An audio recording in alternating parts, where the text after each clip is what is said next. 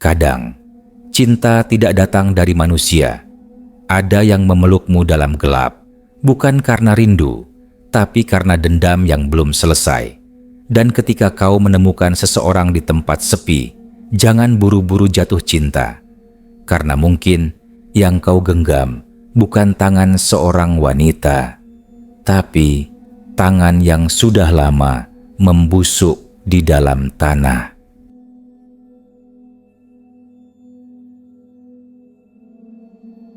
Kabut sore mulai turun di hutan Cikole, Lembang. Langit kelabu menggantung rendah, seolah menelan seluruh cahaya matahari. Suara ranting patah dan desir angin menembus daun pinus jadi satu-satunya musik di tengah sunyi yang ganjil. Rian, seorang fotografer alam liar asal Bandung, baru saja menyelesaikan sesi pemotretan untuk majalah perjalanan. Ia menatap arlojinya. Pukul 5:13, jalanan setapak mulai gelap dan kabut makin tebal. Saat hendak kembali ke mobil, mesin tuanya tiba-tiba mati. Sekeras apapun ia mencoba menstarter, mobil itu tak bereaksi. Sinyal ponsel hilang total. Di tengah keresahan, Rian memutuskan berjalan kaki, berharap bisa menemukan pondok atau sinyal di area lebih tinggi. Tapi langkahnya justru membawanya lebih dalam ke hutan. Udara di sana aneh, lembab tapi dingin menggigit. Bau tanah basah bercampur melati samar-samar tercium, padahal tak mungkin ada bunga di tengah hutan pinus. Saat itulah, di antara kabut yang menggantung, Rian melihat seseorang. Seorang wanita berdiri diam di tengah jalan setapak, mengenakan gaun putih sederhana yang kotor di bagian bawahnya. Rambutnya panjang terurai, sebagian menutupi wajahnya yang pucat. "Permisi, kamu baik-baik saja?" Suara Rian bergetar. Wanita itu menoleh perlahan. Mata hitamnya sayu, tapi senyumnya tipis, terlalu tenang untuk orang yang tersesat. "Aku tidak tahu jalan keluar," katanya lirih, nyaris seperti berbisik di telinga, padahal jarak mereka masih beberapa meter. Rian mendekat dengan hati-hati. "Namaku Rian, kamu siapa? Rumahmu di mana?" "Namaku Sinta," jawabnya datar. "Aku tinggal di sini dulu, tapi sekarang aku tersesat." Jawaban itu membuat bulu kuduk Rian meremang. "Dulu?" pikirnya, tapi ia menepis rasa aneh itu. Mungkin saja Sinta pernah bekerja di sekitar area hutan. Ia memutuskan menolong wanita itu. "Baik, ikut aku saja. Aku antar sampai kota. Nanti cari penginapan," ucap Rian. Sinta hanya menatapnya sesaat, lalu mengangguk. Mereka berjalan bersama menembus kabut. Anehnya, langkah Sinta tak menimbulkan suara di tanah berlumut itu. Tak ada jejak sepatu, tak ada bunyi ranting patah. Hanya suara langkah Rian sendiri yang bergema di antara pepohonan. Sesekali Rian menoleh, memastikan Sinta masih di belakangnya. Tapi setiap kali menatap, posisi wanita itu selalu berbeda. Kadang di sebelahnya, kadang jauh di belakang, lalu tiba-tiba di depan. Rian mencoba bercanda. "Kamu cepat juga jalannya ya?" Sinta hanya tersenyum samar, lalu berkata, "Aku sudah lama tahu jalan ini, Mas. Sangat lama." Ketika akhirnya mereka sampai di pinggir jalan besar, kabut mendadak menipis seolah tak pernah ada. Mobil Rian entah bagaimana bisa menyala begitu saja. Ia menoleh, hendak mengucapkan terima kasih, tapi Sinta sudah duduk manis di kursi penumpang tanpa suara. Rian kaget, tapi tak berkata apa-apa. Hatinya entah kenapa merasa tenang, bahkan nyaman dengan kehadiran wanita asing itu. Sepanjang perjalanan ke kota, Sinta lebih banyak diam.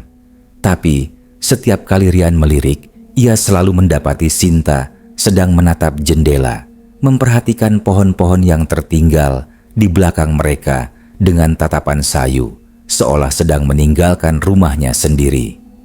"Terima kasih ya, Mas Rian," katanya pelan sebelum turun di depan penginapan kecil dekat Jalan Dago. "Aku akan baik-baik saja." Sebelum masuk, Sinta menatap Rian satu kali lagi. Senyumnya begitu lembut, tapi entah kenapa Rian melihat sesuatu berkilat di bawah rambutnya, seperti paku kecil yang menancap di kepala. Sejak malam itu, Rian tak bisa berhenti memikirkan wanita itu. Wajahnya yang pucat, senyumnya yang tenang, dan aroma melati yang menempel di udara, bahkan setelah ia pergi. Ia yakin pertemuan itu bukan kebetulan, dan Rian tidak tahu langkah kecilnya malam itu baru saja membuka pintu menuju mimpi buruk yang nyata. Sudah seminggu sejak pertemuan aneh itu di hutan Cikole. Tapi setiap malam Rian masih mencium aroma melati yang sama, padahal dia sendirian di apartemen. Sesekali saat ia hendak tidur, bayangan Sinta muncul dalam pikirannya. Rambut hitam panjang, kulit pucat, dan senyum lembut yang anehnya menenangkan sekaligus menakutkan. Rian akhirnya memutuskan untuk menemui Sinta lagi. Ia kembali ke penginapan kecil di daerah Dago, tempat ia menurunkannya malam itu. Pak Hadi, penjaga penginapan, menyambut dengan wajah bingung. Perempuan berambut panjang itu, "Iya mas, masih di sini. Jarang keluar, cuma duduk di teras tiap sore. Kadang saya dengar dia ngobrol sendiri." Rian merasa kasihan. Saat ia tiba di teras, Sinta sedang duduk menatap langit sore. Angin meniup rambutnya pelan. Saat Rian memanggil, ia menoleh cepat, seolah sudah tahu siapa yang datang. "Mas Rian." Suaranya lembut, tapi ada nada lega yang aneh, seperti seseorang yang baru saja selesai menunggu. Mereka menghabiskan sore itu dengan obrolan panjang. Sinta bilang dia tak punya keluarga. Ia hanya ingat sedikit tentang masa lalunya. Katanya, dulu pernah tinggal dekat hutan. Tapi setelah kecelakaan, semua ingatan kabur. Ia bahkan tak tahu kapan terakhir kali ke kota. Rian menatap matanya yang sayu, dan tanpa sadar, rasa iba bercampur kagum membuatnya ingin melindunginya. Hari berganti minggu. Rian semakin sering datang, bahkan mulai membawakan makanan, pakaian, dan kadang mengajak Sinta jalan ke taman kota. Orang-orang memandangi mereka dengan tatapan aneh, mungkin karena Sinta selalu mengenakan gaun putih panjang yang tampak kuno. Tapi Rian tak peduli. Di matanya, Sinta terlihat sempurna, polos, tulus, dan penuh misteri. Suatu malam, saat mereka duduk di balkon penginapan, Sinta berkata, "Pelan, Mas, kalau suatu hari aku hilang, jangan cari aku ya." Rian terkejut. "Kenapa ngomong gitu?" Sinta menatap lurus ke depan, wajahnya datar. "Kadang, yang hilang itu bukan berarti pergi. Bisa jadi, dia cuma kembali ke tempat asalnya." Ucapan itu menancap di benak Rian, tapi ia menepisnya. Ia yakin Sinta hanya sedang melamun. Sebulan berlalu cepat, rasa kasihan berubah jadi cinta. Rian memutuskan membawa Sinta ke rumahnya di Jalan Cium Bulewit. "Mulai sekarang, kamu tinggal sama aku. Aku nggak mau kamu sendirian lagi," katanya mantap.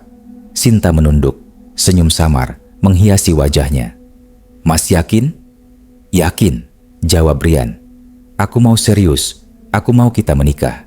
Entah kenapa, begitu mendengar kata itu, mata Sinta basah. Ia mengangguk pelan. Malam itu, mereka resmi menikah secara sederhana di KUA setempat. Tak banyak saksi, hanya Pak Hadi dan 2 teman Rian.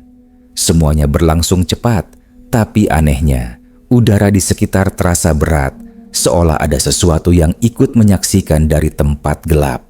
Setelah menikah, Rian merasa hidupnya sempurna. Tapi, mulai malam pertama mereka tinggal bersama, hal-hal janggal perlahan muncul. Bau melati semakin kuat, bahkan di pagi hari. Kadang, ketika Rian membuka mata tengah malam, Sinta tak ada di sampingnya. Ia menemukannya berdiri di depan jendela, menatap keluar ke arah utara, arah menuju hutan Cikole. Suatu kali, Rian terbangun dan mendengar bisikan halus di telinganya. Suara itu bukan suara Sinta. "Dia bukan untukmu." Rian bangun terguncang, menatap sekeliling. Tapi kamar hanya dipenuhi aroma bunga dan udara dingin. Sinta tertidur dengan wajah tenang, terlalu tenang. Keesokan paginya, saat sarapan, Rian menatap istrinya. Ia ingin bertanya banyak hal, tapi lidahnya keluh. Di balik rambut panjang Sinta, ia kembali melihat sesuatu berkilat di kulit kepalanya. Paku kecil, seolah menancap di tulang tengkoraknya. Saat ia hendak bertanya, Sinta menatapnya tajam. "Jangan pernah menyentuhnya, Mas," katanya lirih. "Itu bukan untuk diambil." Hening panjang menggantung di antara mereka. Rian mencoba tersenyum, tapi entah kenapa, untuk pertama kalinya, ia merasa takut pada wanita yang ia cintai. Malam pertama setelah menikah, hujan turun deras mengguyur kota Bandung. Udara lembab menusuk kulit. Rumah baru Rian di Jalan Cium Bulewit berdiri sunyi di tengah perbukitan. Lampu teras berkelap-kelip seperti nyala lilin hampir padam. Di ruang tamu, jam dinding menunjukkan pukul 00.47. Rian belum bisa tidur. Di sampingnya, Sinta terbaring memunggunginya. Tubuhnya begitu dingin, bukan dingin biasa, tapi seperti tidak ada darah yang mengalir. Ia menatap punggung istrinya yang hanya diselimuti rambut hitam panjang yang basah. Suara detak hujan di jendela terasa seperti ketukan lembut dari luar. Tiba-tiba, Rian melihat rambut Sinta bergerak pelan. Awalnya, ia pikir angin, tapi jendela tertutup rapat. Lalu terdengar suara samar, seperti bisikan. Kembalikan dia."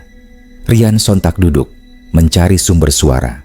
Tapi kamar hanya remang-remang diterangi lampu tidur. Sinta tetap berbaring diam, tapi sekarang posisi tubuhnya sedikit berubah, seperti sedang menoleh, meski wajahnya belum terlihat. Rian menelan ludah. "Sayang, kamu ngomong sesuatu?" Tak ada jawaban. Hanya aroma melati semakin kuat, menusuk, seperti berasal dari dalam tubuh Sinta sendiri. Ia memutuskan keluar kamar. Di ruang tamu, udara jauh lebih dingin dari biasanya. Televisi menyala sendiri, menampilkan gambar statis tanpa suara. Di layar, samar-samar muncul siluet wanita berpakaian putih berdiri di balik kabut. Rian tertegun. Begitu ia mendekat, TV mati sendiri, gelap total. Lampu ruang makan tiba-tiba berkedip-kedip. Saat Rian melirik ke dapur, ia melihat seseorang berdiri di sana. Punggung wanita dengan rambut panjang terurai, gaun putih lusuh, dan kulit pucat keabu-abuan. "Sinta," panggil Rian ragu. Sosok itu tak menoleh, hanya bergumam lirih seperti menangis. Ketika ia melangkah lebih dekat, tubuh wanita itu menghilang, hanya menyisakan tetesan air di lantai dan bau bunga melati yang makin tajam hingga membuat perut Rian mual. Dengan napas berat, ia kembali ke kamar. Tapi begitu membuka pintu, Sinta masih terbaring di tempat tidur, wajahnya tenang seperti tak terjadi apa-apa. "Mas, kenapa?" katanya lembut tanpa membuka mata. Rian tercekat. "Tadi, aku lihat kamu di dapur." Sinta hanya tersenyum samar. "Mungkin mimpi, Mas. Aku dari tadi di sini kok." Rian tak bisa tidur sampai pagi. Saat cahaya pertama menembus tirai, ia baru sadar ada bercak tanah di lantai dekat tempat tidur. Bentuknya seperti jejak kaki basah yang masuk dari luar rumah. Hari-hari berikutnya, gangguan makin sering muncul. Kadang pintu depan terbuka sendiri tengah malam, padahal sudah dikunci. Kadang Sinta bicara sendiri di ruang belakang, seolah sedang menenangkan seseorang yang menangis. Suatu kali, saat Rian memotret ruang tamu untuk proyek interior, ia melihat sesuatu aneh di hasil foto. Di belakang Sinta, tampak bayangan wanita lain berwajah mirip dengannya, tapi dengan punggung berlubang besar dan darah mengalir deras. "Sayang, kamu lihat ini," tanya Rian, menunjukkan layar kameranya. Sinta menatap sekilas, lalu tersenyum aneh. "Itu bukan aku," katanya. "Itu yang dulu." Rian membeku. "Yang dulu?" Sinta menatapnya dengan mata kosong, lalu berjalan pergi tanpa menjawab. Malam ketujuh, Rian terbangun oleh suara langkah pelan di atap. Ia keluar kamar, menatap tangga ke loteng yang terbuka sedikit. Saat ia naik perlahan, hawa busuk menyengat, seperti bangkai bercampur bunga. Di atas sana, ia menemukan sesuatu yang membuat darahnya berhenti mengalir. Di antara debu dan kayu tua, tergeletak gaun putih lama yang identik dengan milik Sinta saat pertama kali ia temui di hutan. Di sebelahnya ada foto tua yang sudah lapuk. Seorang wanita berpakaian sama tersenyum bersama seorang pria yang wajahnya tercoret darah kering. Dan di belakang foto itu tertulis dengan tinta pudar, "Sinta Lestari meninggal tahun 2022, dikubur di hutan Cikole." Rian menatap tulisan itu lama, jantungnya berpacu liar. Tiba-tiba dari bawah terdengar suara Sinta memanggil, pelan namun jelas, "Mas, kamu ngapain di atas?" Rian membeku. Suara itu terdengar dari dua arah sekaligus, dari bawah dan dari balik punggungnya. Ia menoleh perlahan. Di belakangnya berdiri Sinta, tapi wajahnya berubah pucat seperti mayat, dan dari balik rambut panjangnya sesuatu menetes dari kulit kepala. Darah segar mengalir di sekitar paku kecil yang berkarat. "Mas," bisiknya dengan senyum yang tak lagi manusiawi, "kamu udah mulai tahu ya siapa aku sebenarnya?" Rian tak bisa tidur semalam penuh setelah melihat wajah Sinta yang berubah di loteng. Bayangan paku berkarat di kepala istrinya menghantui setiap kali ia memejamkan mata. Keesokan paginya, ia pura-pura berangkat bekerja, padahal diam-diam mengendarai mobil menuju arah utara, kembali ke Cikole. Udara hutan terasa lebih berat dari biasanya. Kabut tebal seolah menunggu di antara batang-batang pinus. Rian berhenti di warung tua yang dulu sempat ia lewati saat mobilnya mogok. Di sana, Bu Ratmi, wanita paruh baya dengan kerudung lusuh, sedang menata dagangan. "Permisi Bu, saya mau tanya," kata Rian hati-hati. "Pernah ada wanita bernama Sinta Lestari tinggal di sekitar sini?" Bu Ratmi menatapnya lama. Raut wajahnya langsung berubah. Mas ketemu perempuan itu di sini?" Rian mengangguk. "Iya, di hutan Cikole. Sekarang dia istri saya." Bu Ratmi langsung menutup mulut dengan tangan gemetar. "Ya Allah, Mas, perempuan itu udah nggak ada sejak 2 tahun lalu. Jangan bilang Mas bawa dia ke kota." "Nggak mungkin Bu, saya hidup serumah sama dia sekarang," bantah Rian, mulai resah. Bu Ratmi menatapnya iba. "Kalau gitu, Mas harus ke desa Cikole Lama. Cari Nenek Sumarni di dekat makam tua. Cuma dia yang tahu semua." Tanpa banyak bicara, Rian langsung menyalakan mobilnya dan menuju desa yang dimaksud. Jalan menuju Cikole Lama hanya setapak berbatu, dikelilingi pepohonan tinggi. Udara semakin dingin, seolah menariknya masuk ke dunia lain. Sesampainya di sana, desa tampak sunyi. Beberapa rumah bambu kosong, cat terkelupas, dan di kejauhan terdengar lonceng angin berdenting sendiri.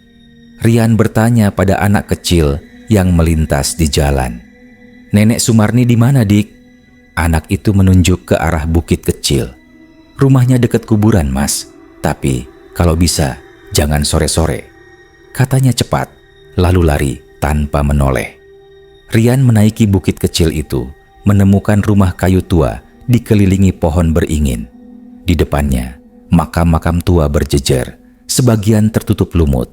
Seorang wanita tua duduk di beranda, menatap kosong ke arah lembah. "Nenek Sumarni?" tanya Rian pelan. Wanita tua itu mengangguk tanpa menoleh. "Kamu yang bawa dia ke kota ya?" Jantung Rian berdegup. "Dia siapa, Nek?" Namanya Sinta, jawab sang nenek lirih. Dulu dia anak juragan tanah sini. Cantik, sopan, semua orang suka padanya. Tapi cintanya salah. Dia jatuh cinta sama laki-laki yang udah beristri. Waktu ketahuan, laki-laki itu bunuh Sinta. Ditusuk dari belakang, lalu jasadnya dibuang di hutan pinus. Punggungnya bolong, Rian terdiam, membeku. Warga temukan mayatnya setelah 3 hari, lanjut Nenek Sumarni. Tapi sebelum dikubur, ada yang menancapkan paku di kepalanya. Itu ritual kuno, biar rohnya nggak gentayangan. Tapi kalau ada orang mencabutnya, suara nenek itu terhenti. Ia menatap Rian dengan mata sayu tapi tajam. Roh itu akan kembali, bukan sebagai manusia, tapi sebagai arwah dendam yang mencari cinta terakhirnya. Rian merasa seluruh tubuhnya membeku. Ia teringat malam di kamar saat tangannya secara refleks mencabut paku kecil dari kepala Sinta. "Ya Tuhan," bisiknya. "Kamu udah buka segelnya, Nak," kata Nenek Sumarni pelan. Sekarang dia bebas. Dan yang dia mau cuma satu, balas dendam pada laki-laki yang dulu mengkhianatinya. Tapi karena kamu yang membebaskan, roh itu akan menempel padamu. Kamu penggantinya. Rian mundur selangkah, wajahnya pucat. "Tapi aku cinta dia." Nenek Sumarni menatapnya iba. "Cinta? Nak, kau mencintai yang sudah mati." Tiba-tiba angin kencang bertiup. Semua daun berputar dan bau melati sangat kuat memenuhi udara. Nenek Sumarni menatap ke arah hutan. "Dia dengar kita bicara," katanya pelan. "Cepat pulang, Nak, sebelum malam datang." Rian berlari kembali ke mobil. Langit mendadak menghitam, kilat menyambar. Saat mobilnya melaju di jalan sempit, dari kaca spion ia melihat sosok putih berdiri di tengah jalan. Sinta, rambutnya basah, matanya merah, dan punggungnya terbuka lebar dengan daging berlumuran darah. "Mas," suaranya menggema seperti dari 2 arah. "Kenapa? Kamu ninggalin aku?" Mobil Rian nyaris keluar jalur. Ia menginjak rem, tapi mesinnya mati mendadak. Saat ia menoleh ke jok belakang, Sinta sudah duduk di sana, menatapnya dengan senyum getir. "Sekarang kamu tahu kan, Mas, kenapa aku tak boleh dicintai?" Malam itu Bandung diselimuti kabut tebal. Langit seperti menggantung rendah, seolah menunggu sesuatu jatuh ke bumi. Rian baru kembali dari desa Cikole lama. Wajahnya pucat, matanya merah karena lelah dan ketakutan. Di rumah, semua lampu ia biarkan menyala. Setiap sudut tampak terang, tapi entah mengapa hawa dingin menembus kulit, menusuk sampai tulang. Bau melati samar mulai terasa di udara. Bau yang kini membuat Rian mual, bukan tenang. "Sin, aku pulang," suaranya bergetar. Tak ada jawaban. Rumah hening, hanya suara detak jam di dinding. Langkahnya berat menuju kamar. Di atas tempat tidur, Sinta duduk membelakanginya. Rambut panjangnya menutupi seluruh punggung. "Mas telat pulang," katanya pelan. Suaranya datar, nyaris tanpa emosi. Rian menelan ludah. "Aku keluar kota. Aku mau nyari tahu tentang kamu." Sinta tidak menoleh, tapi dari arah wajahnya terdengar napas berat seperti orang menahan tangis. "Jadi, kamu udah tahu semuanya?" Rian diam, matanya menatap punggung istrinya, dan ia sadar kini punggung itu tidak lagi utuh. Di bawah rambut panjangnya terlihat luka menganga, lubang besar di tengah punggung yang menghitam seperti terbakar. Dagingnya tampak membusuk, meneteskan cairan gelap yang berbau tanah dan besi karat. "Sinta," suara Rian nyaris tak terdengar. Perlahan wanita itu berbalik.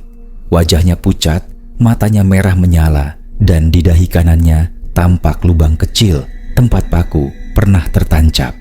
"Kamu janji gak akan ninggalin aku," katanya dengan senyum getir. Rian mundur. Aku gak pernah ninggalin kamu. Tapi kamu bukan apa, Mas?" Teriaknya tiba-tiba, suaranya berubah serak, bergema aneh di seluruh ruangan. Lampu kamar langsung berkedip-kedip. Cermin di dinding retak tanpa sebab.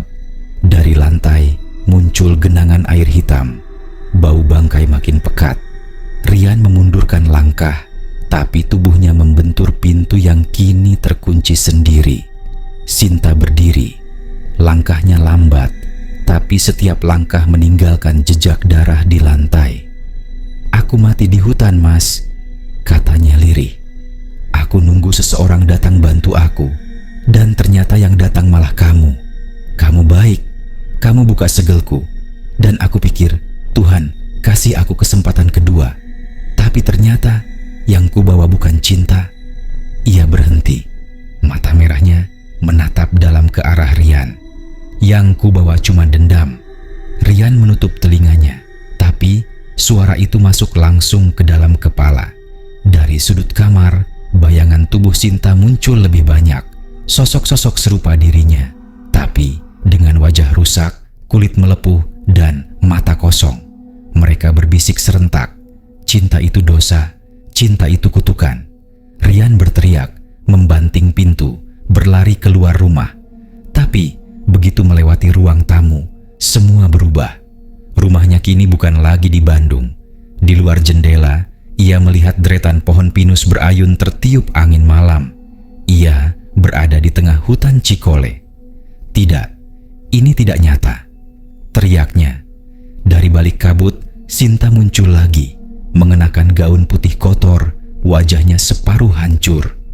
"Mas, kita belum sempat malam pertama." Tangannya terulur. Rian berusaha mundur, tapi kaki tak bisa digerakkan. Tubuhnya seperti dipaku ke tanah. Sinta mendekat. Tangannya dingin seperti es, memegang wajah Rian. "Sekarang, saatnya aku miliki kamu sepenuhnya," bisiknya. Rian menatap mata Sinta. Di sana, ia melihat dirinya sendiri, tapi dengan mata hitam pekat tanpa pupil. Tubuhnya mendadak terasa berat. Ia ingin menjerit, tapi mulutnya terkunci. Kabut semakin tebal, menelan cahaya bulan. Sinta memeluknya erat, dan dalam sekejap, Rian merasa seluruh tubuhnya diserap ke dalam pelukan itu. Ketika kabut hilang, di tengah hutan hanya ada 2 makam baru, tanpa nama. Di atas salah satunya, tergeletak kamera Rian, dengan layar masih menyala, menampilkan foto terakhir. Sinta dan Rian berdiri di depan rumah, tersenyum bahagia. Tapi bayangan mereka tak ada. 2 minggu telah berlalu sejak malam itu. Rumah Rian di Jalan Cium Bulewit kini sepi, terkunci rapat. Tidak ada tanda kehidupan di dalamnya, hanya bau lembab dan daun melati kering berserakan di teras. Tetangga, terutama Pak Seno, mulai gelisah. Rian dikenal ramah, sering menyapa, tak pernah berbuat aneh. Tapi sejak malam badai 2 minggu lalu, tidak ada yang melihatnya keluar. Lampu rumah menyala setiap malam, padahal tidak ada orang di dalam. Kadang, lewat tengah malam, terdengar suara kamera diklik berulang kali dari lantai 2, seperti ada yang sedang memotret sesuatu. Pak Seno pernah mencoba mengetuk pintu. Tidak ada jawaban. Tapi, begitu ia hendak pergi, dari dalam terdengar suara perempuan. "Mas Rian sedang mandi, nanti saja masuknya." Suara itu lembut, tapi dingin, datar, seperti tidak berasal dari tenggorokan manusia. Saat Pak Seno menengok ke jendela, ia melihat sosok wanita berambut panjang menatapnya dari balik tirai. Ia masih ingat jelas, kulitnya terlalu pucat, matanya hitam seluruhnya. Sejak malam itu, ia tak pernah mendekat lagi. Namun malam ini, polisi datang. Atas laporan warga, rumah itu akhirnya dibuka. Bau busuk langsung menyergap begitu pintu didobrak. Di dalam, segala sesuatu tampak beku dalam waktu. Meja makan masih berisi 2 cangkir kopi yang sudah berjamur, kursi terjatuh, dan di dinding tergantung foto pernikahan Rian dan Sinta. Tapi wajah mempelai wanitanya tampak samar, seperti kabur terbakar cahaya. Di kamar utama, mereka menemukan kamera Rian di atas ranjang. Layarnya masih hidup, baterai entah kenapa belum habis. Petugas menekan tombol play rekaman terakhir menampilkan Rian memegang kamera. Wajahnya panik, napasnya terengah. Dia bukan manusia, aku harus kembalikan paku itu, katanya terbata. Kamera bergetar, lalu terdengar suara langkah kaki di belakangnya. Suara perempuan, lembut tapi melengking di akhir kalimat. "Mas, kenapa kamu mau ninggalin aku lagi?" Rian menoleh. Kamera jatuh. Rekaman diakhiri dengan jeritan panjang dan suara daging diseret ke lantai. Polisi tidak menemukan jasad Rian dimanapun.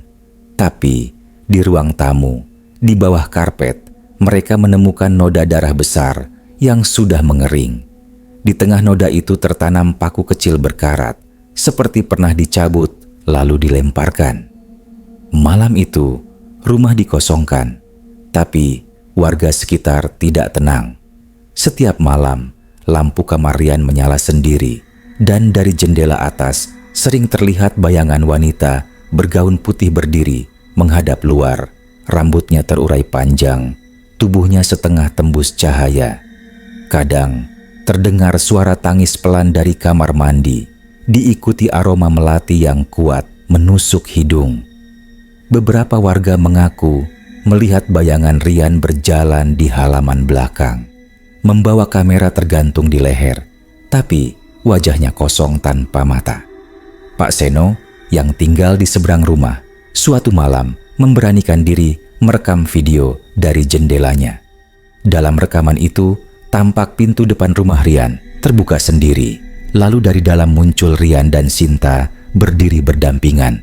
Mereka menatap ke arah kamera, tersenyum, tapi senyum itu bukan senyum manusia. Bibir mereka terlalu lebar, dan di punggung Sinta tampak lubang hitam besar yang meneteskan darah. Keesokan harinya, Pak Seno ditemukan pingsan di depan rumahnya. Kameranya jatuh di tangan. Saat dibuka, semua file videonya hilang, tapi di layar ponselnya muncul satu pesan tak dikenal. "Terima kasih sudah melihat malam pertama kami." Sejak itu, rumah Rian disebut warga sebagai rumah tanpa penghuni. Tak ada yang berani lewat setelah jam 9 malam. Kadang terdengar suara klik kamera dari dalam, diikuti tawa perempuan yang lirih seperti bisikan angin. Petugas pernah menutup rumah itu, tapi setiap kali paku di pintu diketok, keesokan paginya selalu terlepas sendiri. Dan setiap kali bulan purnama tiba, ada cahaya samar muncul dari jendela kamar atas, seolah ada dua sosok sedang berdiri berpelukan, terperangkap antara dunia hidup dan mati. Beberapa bulan kemudian, seorang fotografer lain membeli kamera bekas dari toko barang antik di Dago. Di dalamnya ada satu foto tersisa. Foto itu memperlihatkan sepasang pengantin di tengah hutan pinus tersenyum menghadap kamera. Namun, jika diperhatikan baik-baik, di belakang mereka terdapat pohon dengan bekas tali gantung dan bayangan tubuh ketiga sedang menggantung di antara kabut. Rumah itu kini sunyi, tapi setiap malam lampunya tetap menyala, seolah seseorang masih tinggal di sana. Kadang terdengar suara kamera, kadang bau melati datang tanpa arah. Mereka bilang Rian dan Sinta sudah tiada, tapi cinta yang mati tak selalu bisa dikubur, karena ada cinta yang bahkan setan pun takut memisahkannya.